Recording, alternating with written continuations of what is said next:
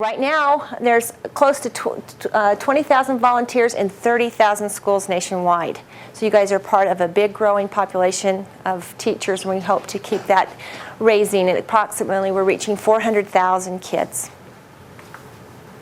So what is the philosophy of education that we're looking for? What is it that we hope that you present to the children? We want you to give them control over their asthma.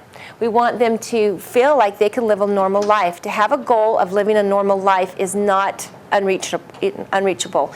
So we let them know that it's okay to have the problems, but we can control it, and you can do the normal things. Have them recognize their symptoms, know what to do with them, and help them to deal with the coping with the stress that it involves. And you'll be surprised to see that a lot of the things just happen naturally within a classroom situation where they're with other kids, and they know that this is something that is not happening just to me, it's happening to other kids, and that helps them to cope. So in the current education, what we're going to learn is what happens in the lungs, what is it that's causing the asthma, the symptoms, what are the things, what do the kids look like, how do they feel, what are the things that triggers their asthma, what are the things, the cold air or the exercise, what are the things that makes them feel like they have an asthma attack, how to avoid them, and then of course, what medications do you take to deal with it, and what are some coping skills? You know, maybe you have to stay in today, or you can't, you know, do you know, the soccer game or whatever, but you know, how do you cope with that? Okay, why is it important? Why are we all here and learning this? We want to have our children well informed. We want to teach them and their families of what is possible and how to improve their outcomes. We want to improve their control of their disease, and that empowers them and their families to do the things that they need to do to better take care of their disease so their disease process doesn't get worse. It keeps them out of the emergency rooms and the doctor's offices, and when they have control of it, they don't feel like asthma is such a burden to them because they can deal with it. Okay, what is asthma? Asthma is a chronic disorder of the airways. Chronic means it happens all the time. It doesn't just go away. With the medications treat the symptoms, but does not cure it. So it is something that happens over and over again. It's characterized by inflammation of the airways, which is often, that's the swelling that's inside, and there's also bronchostriction, which is the airways, the muscles want to constrict on the outside of the airways, okay? So inflammation, bronchoconstriction, and what we call hyperresponsiveness, okay?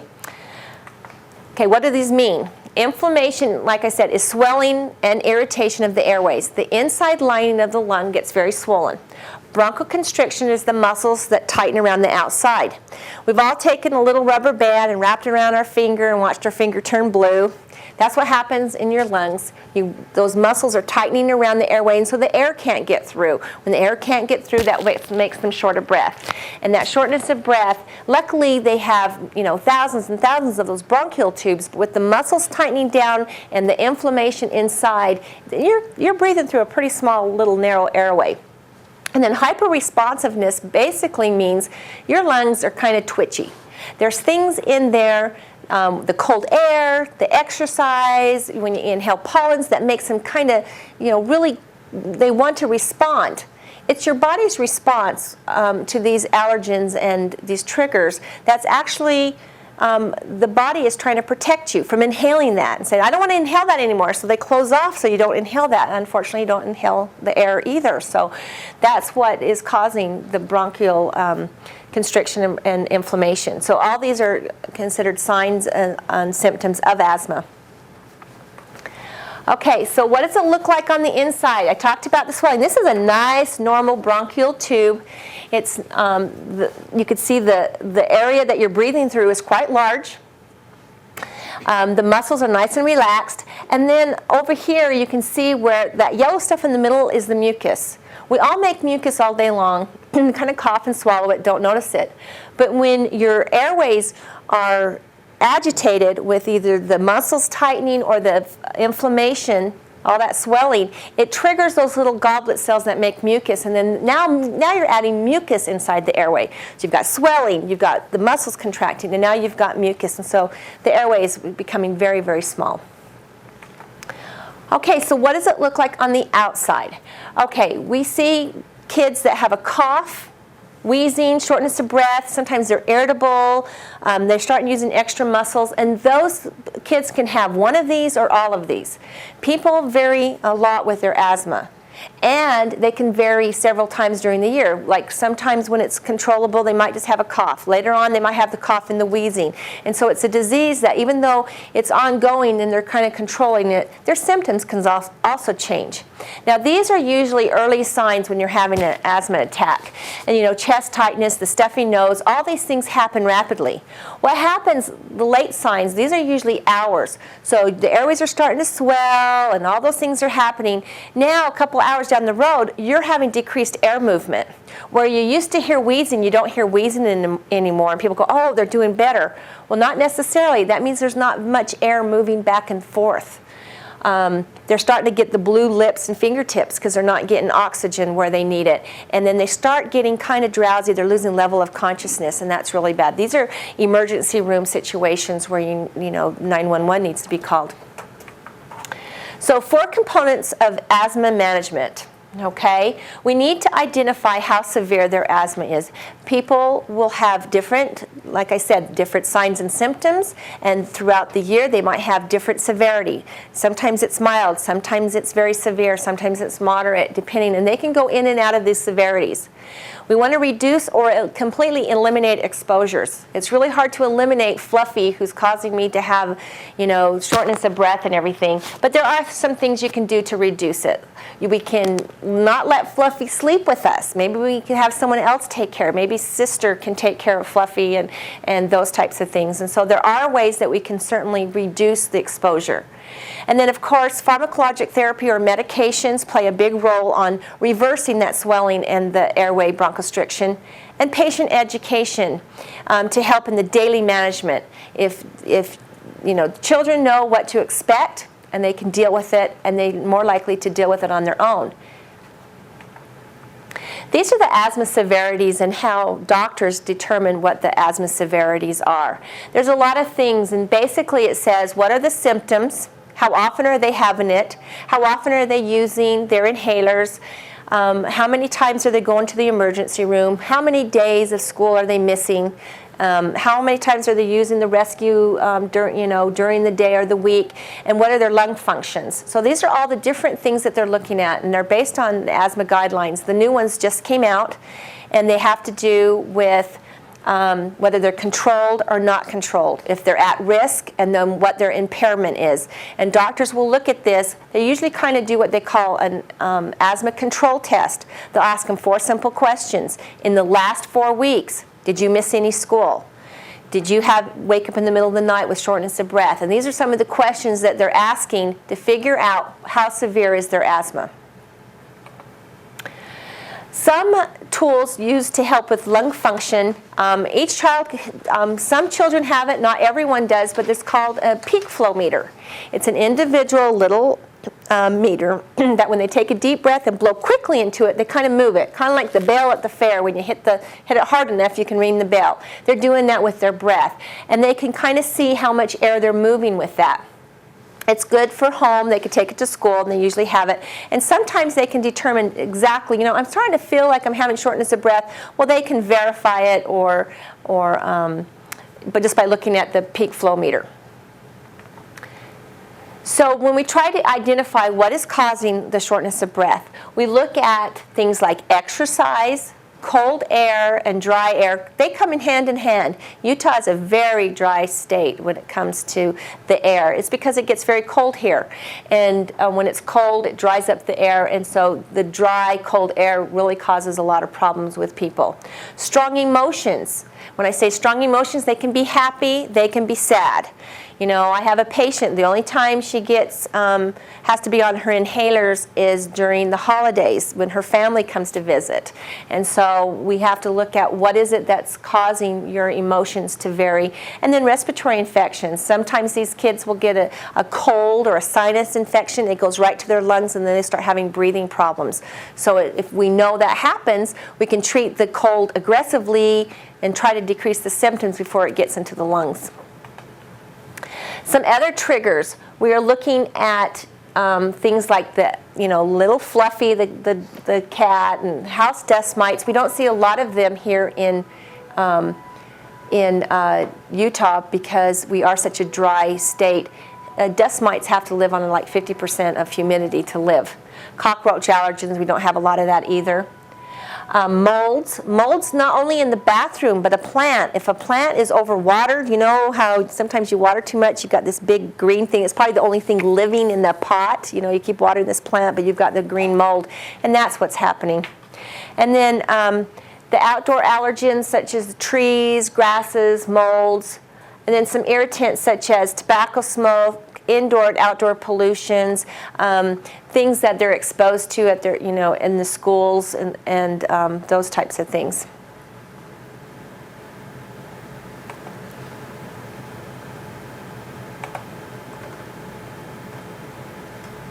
Okay.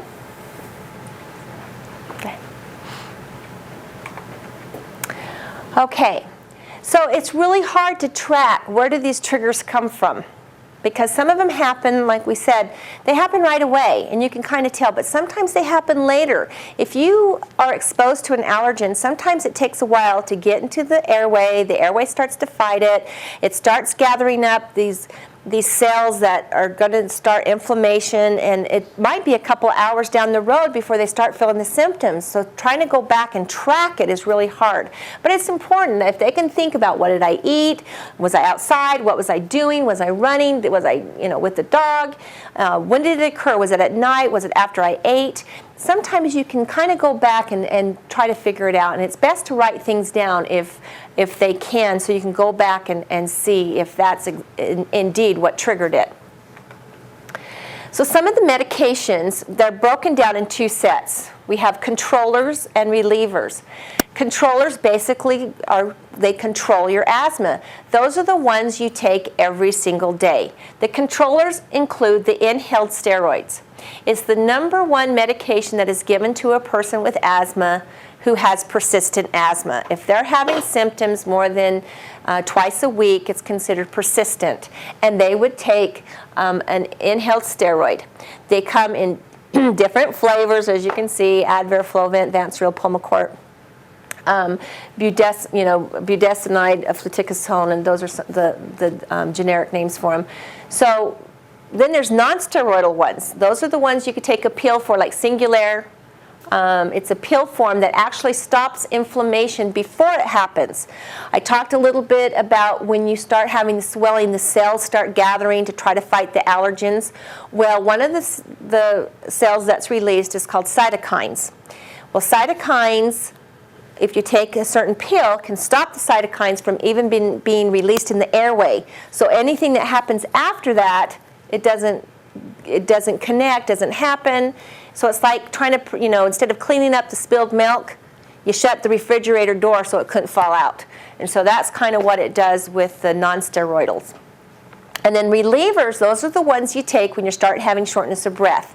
The children now are able to carry their reliever medications with them. So they take their inhalers, and they take them the way that they're taught. There's different types, but it is a quick-acting bronchodilator. It works within 15 minutes, and it lasts up to 4 hours. The controllers take about 2 weeks to build in the system. It's taking care of that swelling. They don't notice a change right away, so really encourage kids to stay on they're going, this is not doing me any good. It's like watching their hair grow. But eventually, one day, you reach back and you can have a ponytail. So they've got to stay with it. They've got to stay with the controllers, and then the relievers are used just for when they're having a problem. Now, we say a person is not controlled with their asthma if they're having an event more than twice a week where they have to use their reliever. If they have to use it 2 times in a week, they probably have to change what kind of inhaled steroid they're on, either increase the dose or change it. Now, if you're using it as preventative, like if they know that when they ride their bike, they're going to get short of breath, so they take it before they ride their bike, that's a preventative, and that's not a rescue, so we don't count that as one of their ones that they use during the week. There's several kids that might have to use it every day before they go out and play.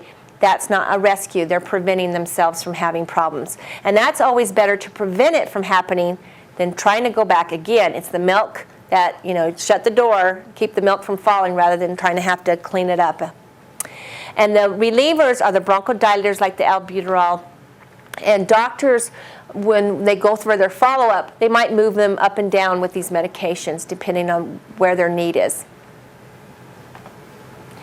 So how do we make sure that these kids stay with the program as far as their medication, and how do we let them know they need to control their asthma? And I know, it's really hard. You have to make sure you individualize. Every child is different. Every person who has asthma, their asthma will be different. So we have to individualize. We can review and adjust. Once they're at a certain, if they're a moderate severe asthma, it doesn't mean that they're going to stay there. It can change. They might be mild. They might move to a different place, and it might seem like it's gone away. It's because you've changed the triggers. And so their asthma will change, and so will their symptoms. But always emphasize the goals and outcomes. The very first thing we talked about, the number one goal here is they want to live a normal life. We all want to live a normal life, and it is possible. It's not unreachable. So we should emphasize that they can live a normal life. Keep track with their daily meds, make sure they're taking them correctly, and emphasize that the quality of life when they're in good control. They can play soccer, they can maybe have sleepovers, maybe they can be on some extracurricular activities. Mom doesn't have to worry because they're more controlled. But these are the things that we have to emphasize what these goals are and what they want, and how we're gonna be there to help them. So the coping skills, learning the child's not alone. When they're in these classes, they see that other kids are in the same boat they are. They're taking those same medications. They're going, oh, I don't feel so weird about taking this med because you are too, and I think you're pretty cool, so this is going to work out okay for me. And then it allows them to talk to other people about it. Instead of just being hush mouth, I don't want to bring it up, they're able to talk about it. When you're able to talk about anything that's bothering you, that is a coping skill. It allows you, we all have to vent sometimes, and that's what these kids do. Have a plan for when their asthma symptoms worsen. An asthma action plan is something that we go through. Determine when should they go to the doctors, when should they increase their inhaled steroid, when is it that you need to go to the emergency room. And then, of course, knowledge is empowerment. When these kids know that they have control over things and they know something, they feel good about that and they can run with it, and they're very resilient. This is the asthma action plan. We set it up to be like traffic zones, okay? So green is go, yellow is caution, red is stop. That means when you're going to go to the emergency room. Green just means when you are not having any shortness of breath, you don't have a cough, you have no wheezing, you can play easily. These are all the things those are the goals that we're working for. And when you're doing that, the idea is that you take your controller medicine every day, and then you take your quick-acting reliever only as needed, and hopefully it's less than twice in a week. Now, when you start getting into the yellow zone, that's when you're starting to see the cough and the wheezing and the shortness of breath and just little disruptions in their life. That's the time when we want to really try to prevent anything else from happening. We want to treat it aggressively. A lot of times, they'll call the doctor to see if they should go up on their inhaled steroid. They'll take their albuterol or their ProAir or Ventolin, and any of those medications, those quick relievers, they'll take 2 puffs every 4 hours. Before they were just using it as needed. Now it's needed. They're going to do that for the next couple of days to try to, bring that, them back up into the green zone. The whole idea is treat them aggressively in the yellow so they go back up to the green. You want to stop that funnel from them falling down into the red zone. But unfortunately, sometimes it happens. They do get into the red zone. That's when they're taking their medications. They're on the inhaled steroids. Sometimes they have to start on oral prednisone, and it's still spiraling. They got a really bad cold. You can't stop it, and they end up getting bad enough they have to go to the ER or the Instacare or something. And that's really when they're having a hard time talking. They can't work or play very easily. They're just kind of stopping whatever activities that they're used to, and that's when they're in the red zone. So, in review, asthma is variable. That means everybody's different. It can go up and down. It can change. It's a chronic condition, but it's something that happens every single day, and some days are controlled and some days are not. But with care, attention, with all of us working together to help them with this, the child can be controlled, the mother breathes easier, we all breathe easier. Before I start with the actual pretending that we're all in elementary school again, which is really fun, by the way, I'm going to give you a quick little scenario so you know where some of these kids might be coming from, okay? So you need to go back with me in time about 17 years or so. No, 20 years, okay? A mom has a brand new baby. She's beautiful. She's so happy to have this new baby. And she takes it home from the hospital, and the baby gets sick. It's got kind of a croupy cough kind of sound. Mom gets worried. Baby's not getting better. She finally takes it to the doctor, and the doctor says, oh, your baby has baby bronchitis. She says, okay. She gets some medicine. They give it to the baby. The sickness goes away, and mom thinks, okay, she's better. We'll just keep moving on. Okay, take it ahead three more years. 3 years, you're walking by this little girl's house. She's sitting outside. She's really happy to be there. She's playing. She's digging in the dirt, looking for treasure, whatnot. You start to talk to her, and you notice that she's got a husky voice. Kind of sounds like a smoker's voice, but she's 3 years old. Kind of like, oh, well, that's kind of cute, right? Kind of weird, but whatnot. She's happy. She's a happy kid, so therefore there's nothing wrong, right? Okay, take it ahead more. She's in elementary school now. She's running around on the field. She's so excited to be out there on the field, running as fast as she can. Her body loves this physical exercise that she's getting. She starts to pant. She's thinking to herself, oh, I want to run forever.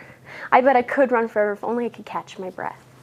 She doesn't know that everybody doesn't feel like this. She thinks, oh, just everyone can't catch their breath. After a while, you can't breathe, which is what happens. So she stops, whatnot. Okay, take it ahead now. She's in 5th grade. She gets just a little cold. You know, doesn't start out too bad. It worsens quickly, very quickly. Her mom notices one night that when she's lying in bed, she goes to test her, and she had one of those, I forget what they're called every time. Put them on your, yeah, the thing that reads your pulse and your oxygen levels. She looks at it, and she notices that her oxygen is dangerously low. She tries to wake up her daughter. Her daughter's lethargic. She can't really gain all her complete faculties about her. So mom rushes her to the emergency room. In the emergency room, they put her on oxygen, give her some medicine. She's just delighted because she's never actually felt that much oxygen going in. She thinks it's the coolest thing on the planet. You know, first of all, it goes in the nose, so it looks cool. Second of all, she can breathe. And she hasn't had that. She's like, wow, this feels great. Is this what everyone feels like? The doctors are walking past her in her little emergency room cubicle, and they're going, what is wrong with her? She's way too happy to be in here. She's just excited. They x-ray her lungs, find out she's got gunk in there. They said, yeah, she has the beginnings of pneumonia. You need to get her some medicines quick for that. And she has asthma. Time to start taking care of it, because it's going to be something that she's going to deal with the rest of her life. Mom takes it as a blow. She takes it as, I have asthma. Okay, what not? She goes home. They have her on inhaled steroids. And at the time, I think they fixed this now, right? At the time with prednisone, it would make your cheeks go really puffy. So she is now entering 6th grade. It's already an awkward time for girls, 6th grade. And then she's also on prednisone. Her cheeks are just swelling. She's starting to feel really weird, really awkward around everybody. She keeps missing school because she keeps getting sick. She doesn't know what's setting her asthma off, and she just is having a hard time. Finally, mom says, do you know what? We're going to homeschool you until we know exactly what sets you off, because this is not working for us. She's been missing all of that school, right? Asthma is the #1 reason for school absenteeism due to a chronic illness. Kind of scary. That's why this job is so cool. So she's homeschooled for 2 years. She jumps back into the public school system in the 8th grade. Okay, again, it's already an awkward time for everybody. But now she's been missing 2 years. Friends that she once thought were friends look at her like, do I know you? She doesn't know what to do. She tries to start again. She feels weird. She feels strange. But luckily, she knows how to manage her asthma, and she doesn't let it get in the way. And it just becomes something she learns to live with, learns to deal with. Okay? In case you haven't guessed already, that was my story. So I learned how to grow and how to grow. 2 years ago, 2.5 years ago, I finally said, I have this knowledge that it took me so long to figure out, and I'm just kind of hoarding it right now. I need to start spreading it out, start sharing what I know with people, start helping others, using it for good.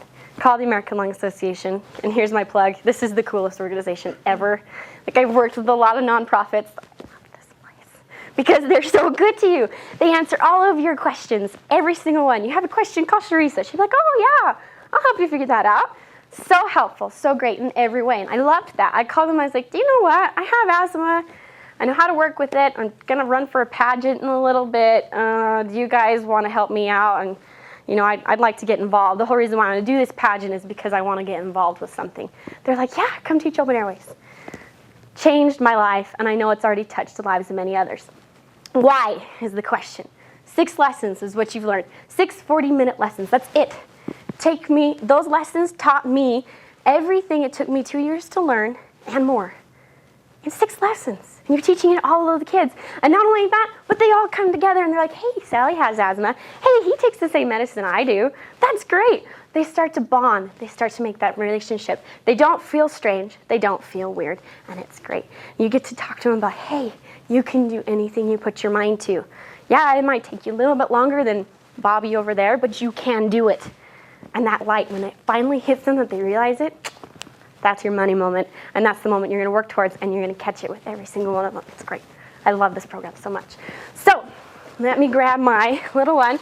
We're going to do just a section of lesson 1. We're going to do activity B, okay, because we don't really need to sit around and be like, hi, my name is Erica. I have asthma. How are you? Your name?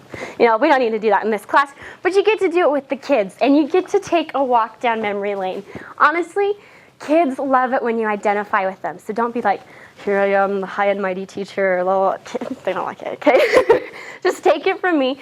Take this opportunity to get down on their level and listen to what they have to say, because everyone has a story and they want to teach it to you. I always walk away learning so much more than I ever thought I was going to bring to them. Yeah, then they walk away with lots of good stuff too, but I'm always like, yeah, that was a great day. I had a good day today. And I'll tell people about it because it's exciting. They say the funniest things, they say the greatest things, and they'll also tell you some heartbreaking stories. But it's good stuff because you can help them get over that. So, okay, you ready? You need to journey back with me. You are now within the age of 8 through 12. Decide which one you want, and you're gonna role play. Because if you don't role play with me, it's me. Okay, understand? I need you guys to be with me, which means you're probably not going to sit still, which means you're probably going to whisper to your neighbor. So you can see there's going to be times where you're like, hey, you need to pay attention. Thank you. That's not asthma. Come back. Thank you. Not too hard to do, but lots of fun, okay? So we're going to start. You're in Open Airways, right? You're excited to be here. It's a good day. You may have already had lunch. Maybe you're just about to go to lunch. But you're probably going to be a little attention deprived because you're in school and you're just like, oh, I don't really want to be here, right? So you're going to make it fun for them. It's their break. Okay, so what do we all have in common? Why are we here? Asthma. Thank you. We have asthma. That's great. So we all have asthma here. It's not too weird. You see everybody in here has asthma? I've got asthma. They have asthma. Woo! It's great. Yay. We got to work on your acting skills, people. Okay, so, okay. Can you tell me or show me on your own body, where on your body is it that you're affected by asthma? Our lungs. Yeah, our lungs have it, right? That's where they all exist. So let's show you a picture of your lungs, but not in Spanish. Okay, so these are normal, healthy, I think this is Sally. Isn't this Sally? I don't remember who this one is. You get to know them as well. So these are healthy, normal lungs. You see all those fun little tubes and everything? Those get affected by asthma. Isn't that exciting? So, what do your lungs do? They help us breathe. They help us breathe, right? So when you breathe in, where is it going? The air is going to your lungs. You breathe out, right? So when you breathe in, takes in that oxygen. It's going to send that oxygen to the blood, help your whole body function. Breathe it out. It's going to spit out the bad stuff, and you do it again. And out. Not too bad, huh? Our lungs are important. We like them. They're good stuff. Okay, so what happens to your lungs when you're having an asthma attack? They're broke. That would work. They're kind of broken. They're not completely broken. They're still fixable, right? Yeah, they are. Okay, so let's take a look. Here, right here, we've got our normal, lovely airways. Now, this is a suggestion just from Erica.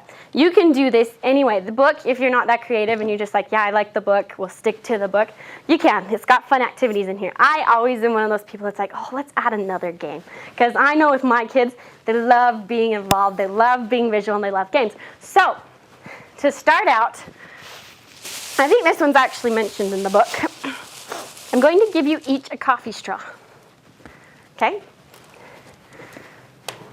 You don't have to do this. It's just really fun, and it leaves a mark on the kids.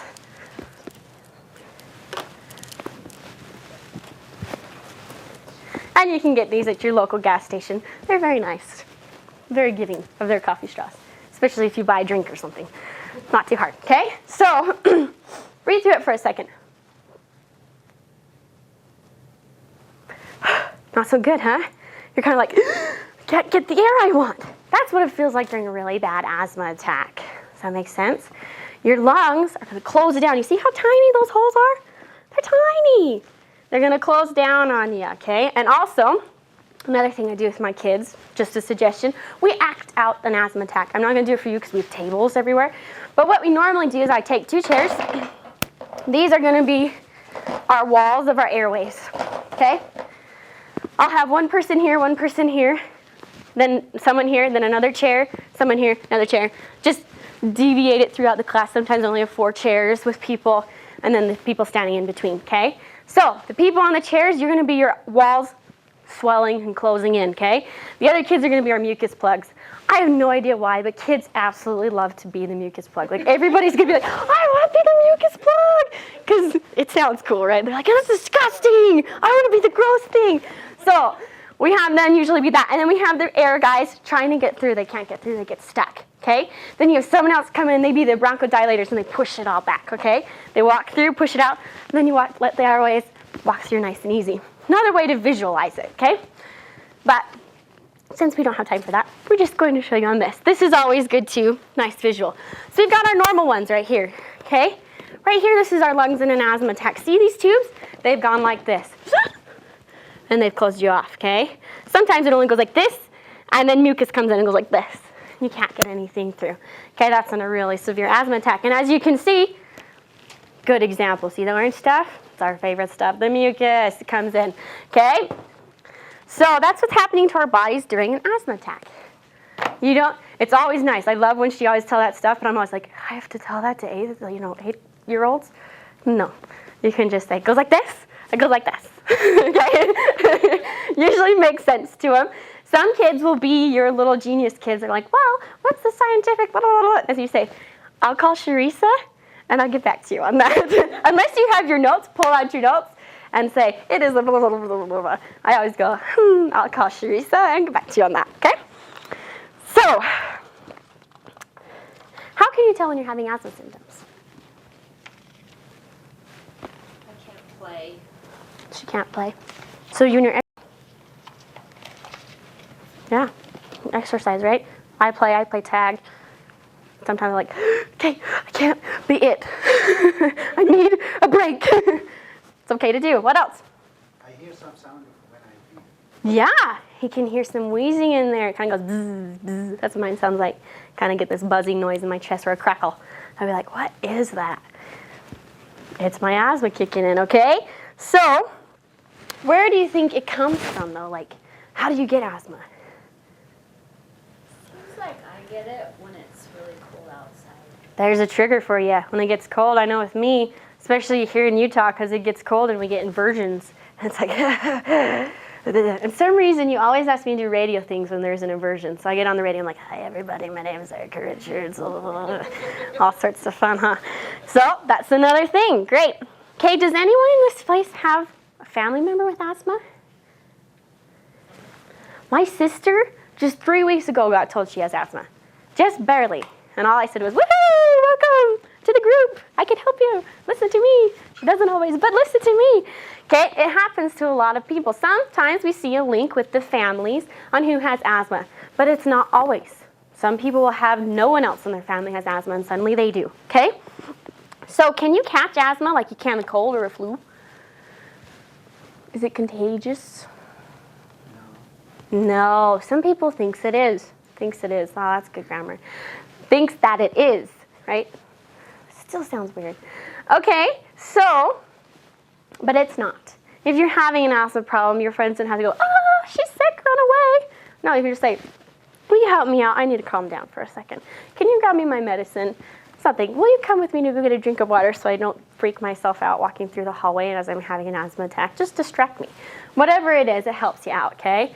Just know that it's not contagious. I had so many people think that when I was sick with asthma, they couldn't come see me, they couldn't get close to me, and I just said, no, you can't catch it, okay? That is something I've also come across with the kids a lot. They're always like, well, my mom won't let me go to school and I'm having asthma because I don't want to get the other kids sick. I'm like, is it just asthma or do you have a cold? It's just asthma.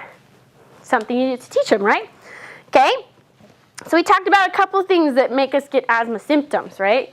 We had when we exercise, when it's cold. Does anyone here have allergies? I do. Every season they change, and I have them. Every season I have to go, okay, what do I need to watch out for this time? That's something we get to look for, something that to notice at the very beginning so that you can gauge it and learn how to avoid it, okay? Does anyone here have a hard time breathing if they get around like paint fumes or perfume? Standing too close to a car when it's starting to drive away? I have them all the time. That's another thing. We can get air irritants like air pollution. As I talked about the inversion, which is always fun because who knows, you might be teaching during inversion and you might see how it affects the kids. I know it affects me all sorts of fun ways, okay? And does anyone here have a hard time with tobacco? Like when they're around cigarettes? Someone smoking near me put me in the hospital twice. Kind of crazy. I was in a public park, man with a cigar was right here, I couldn't get away from him. I was like, I can't get away from him. Next thing I know, I'm going to the emergency room. Not so fun, right? Not so fun, but it's okay because we're going to learn how to avoid it. Okay? So how do we avoid some of these symptoms? How do you keep from getting them? Well, since when I'm outside and it's cold and I start coughing or whatever, sometimes if I have to be outside, I wear a scarf around me. So That's good. What if you don't have a scarf? I don't know. I'll teach you a game. You ready? If you don't have a scarf, you can either A, stay inside. But I know a lot of people that want to play outside. Okay, this is something I do with my students every time and they love it. So you guys know Star Wars, right? Star Wars is cool. Yeah. Okay, so you know Darth Vader, right? Okay, whenever you can feel that cold air coming in, you want to take a break and help you feel a little bit better, you're going to be Darth Vader, okay? What we're going to do, put your Darth Vader mask on. Okay. Now breathe for me for a second. Can you feel how it warms the air up? Isn't that fun? Yes, thank you. Yes, that's really fun. We're going to be Darth Vader, okay? They love that. Absolutely love that. And I've seen them put it together. They're like, hey, guys, what would be Darth Vader with me today? We love this in my asthma class. So much fun. They love it. Especially the little boys. Anything you can bring in that says Star Wars, they love it. That's another thing. Like, I was like, okay, I'm going to teach 8 to 11-year-olds. What do they like? What do they like? What do they like? I started babysitting. I was like, hey, you've got like kids this age range. Can I babysit for a second and just talk to them? Sat down. I was like, what do you think is cool? One kid was like, Zelda. Have you played Zelda, Lola? We play Super Smash Brothers all the. Great. I said, perfect. More analogies. Anything you can bring from their outside world into this classroom is going to either A, make you look cool, which means they're going to like you more and listen to you more, and B, make them have a good time. Okay? They're going to have fun while they're here. No matter what, even if you can't find something cool, the activities in here are a blast. They love it. You get to play musical chairs at one point, and they're just like, my kids asked to play it at the end. Like, any game they like, they might be, can we play it again? It's like, yeah, we'll play it at our graduation party. They always think the graduation party is the best because they get a t-shirt, they get a certificate of good asthma management, and they can play the games, they get food, and parents can come. It's a blast. So, pretty much, that was activity B. Not too hard, huh? Did you notice how I wasn't scared to look down? Don't be scared of this book. It's my best friend. Okay? It's great. Really, it has like any leading questions you need, anything they might say, health messages you should plug in there, okay? It's a good one. It's really flexible, but it's going to answer those questions. I have yet to have a kid ask me, no, I've had one kid ask me once something that wasn't in here. And sometimes he'd be like, well, just wait for 2 more weeks and I can tell you how we do that. Something like that. They think it's really fun. So, sound good? Not too bad? You don't have to have as much energy as me. I know that I kind of come across as but It's something fun. I'm one of those people. I try to reconnect with my childhood as much as possible.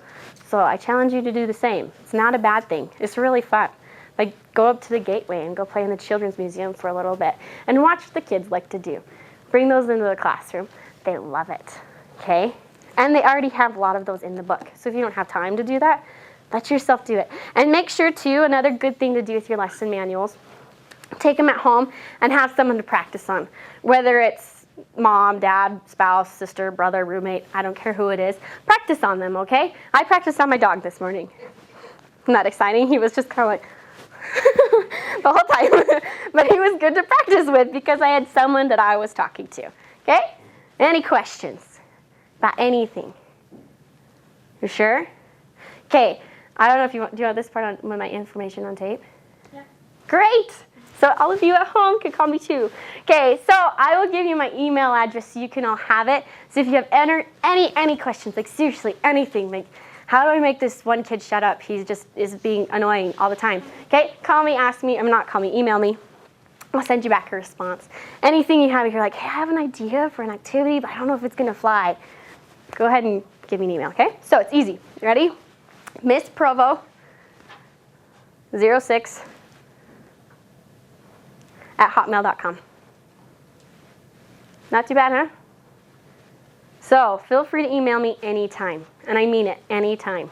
I'll get back to you. I check my email like 12 times a day. I'm in college. It's one of those, oh, I don't want to do homework. I'll check my email, okay? So feel free to email me anytime. I'll get back to you ASAP, and it'll be lots of fun, okay? I'm so glad that you are here. Honestly, if I had had this program when I was in elementary school, there would have been no need for me to be homeschooled. It's that simple. I wouldn't have missed out on 2 years of public schooling. You're making a difference. I'm so happy you're here, okay? Good?